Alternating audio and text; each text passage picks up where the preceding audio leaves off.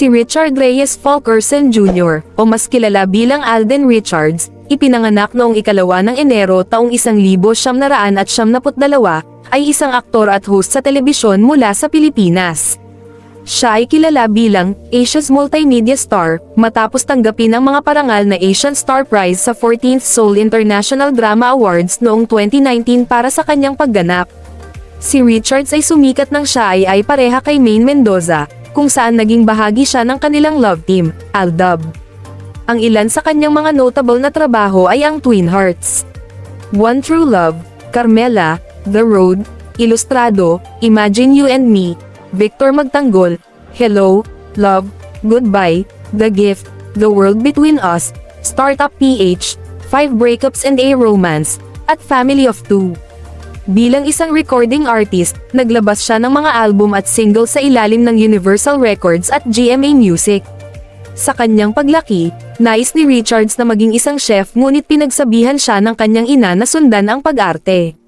Pagkatapos mamatay ang kanyang ina, upang suportahan ang kanyang pamilya pinansyal at tuparin ang kahilingan ng kanyang ina na maging aktor siya. Nagpasya si Richards na sumali sa iba't ibang male beauty pageants sa Laguna at magtrabaho bilang isang part-time commercial model. Nag-aral siya sa Paco Catholic School sa Paco, Manila at sa Colegio de Santa Rosa de Lima High School, kung saan siya nagtapos. Nagsimula siya ngunit hindi natapos, ng kursong Business Management sa De La Salle Canlubang sa Laguna. Pagkatapos mag-modeling, sumailalim si Alden sa audition para sa isang papel sa Alakdana, isang afternoon soap opera sa GMA Network. Pumasa siya sa audition at naglaro ng papel ni Joma. Sa Alakdana, panareha siya sa bida na si Luis de los Reyes. Noong 2011, kasama siya sa teenage series na Twin Hearts at nagbida rin sa pelikulang Twin Hearts, Class of 2012.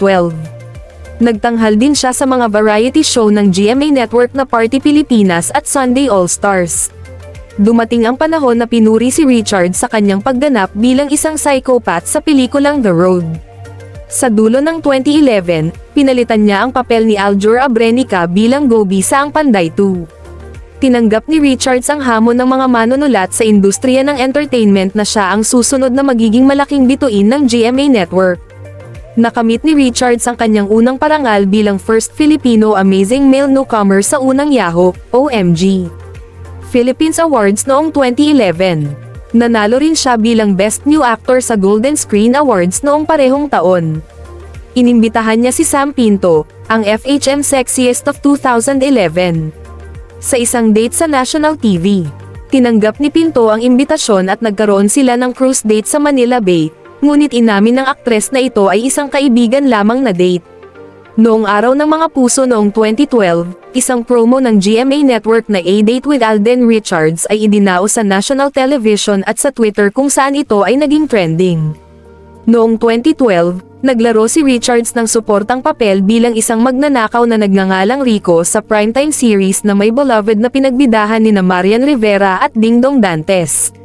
Dumating ang panahon na nagbida siya sa kanyang unang lead role sa isang primetime TV series sa One True Love, na ipinalabas noong 11 ng Hunyo taong 2012, at panareha muli kay Luis de los Reyes. Sa serye, si Richards bilang Tisoy ay isang dukhang lalaki na nagmamahal sa isang mayamang babae. Nominado siya bilang Best Actor para sa One True Love sa 2013 Golden Screen TV Awards. Naging bahagi rin si Richards ng pinakamatagal na noontime variety show sa Pilipinas, ang Eat Bulaga. Noong 16 ng Hulyo taong 2015, hindi sinasadyang napareha si Richards sa kanyang Eat Bulaga. Co-host na si Maine, Yaya Dub, Mendoza sa isang episode ng segment na Who One for All for Juan. Agad silang naging love team, na tinawag na Aldab. Dahil sa kanilang kasikatan, lumikha ang Eat Bulaga ng isang mini-series para sa Aldab na tinawag na Kalyeserye. Sa Kalyeserye, naglaro si Richards ng iba't ibang mga papel kabilang ang fictionalized na bersyon ng kanyang sarili at bilang Anselmo.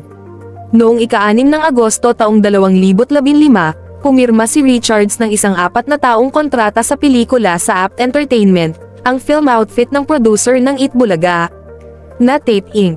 Sa parehong buwan, pumirma rin si Richards ng isang kontrata sa pagre-record sa GMA Records. Inilabas ang ikalawang album ni Richards, Wish I Might, noong ika-17 ng Oktubre taong 2015. Bilang endorser, iginawad sa kanya ang Trinitian Awardee para sa Most Valuable Male Advertising Endorser sa Platinum Stallion Awards noong 2016. Bukod sa mga major award-giving bodies, nakatanggap si Richards ng pagkilala mula sa iba pang mga organisasyon at magazine. Hanggang dito na lamang at huwag kalimotang mag-like at mag-subscribe. Pwede po kayong manalo ng 200 GCash kung aabot tayo sa 1,000 subscribers. Ang gawin nyo lang ay mag-like at nakasubscribe kayo sa aking channel. Huwag din ninyo kalimutan maglagay ng GCash number ninyo sa comment section, baka kayo na ang mapiling manalo ng 200 GCash. Ang rewards ay maibigay namin pag-abot ng 1,000 subscribers na ang ating channel. Salamat po ng marami.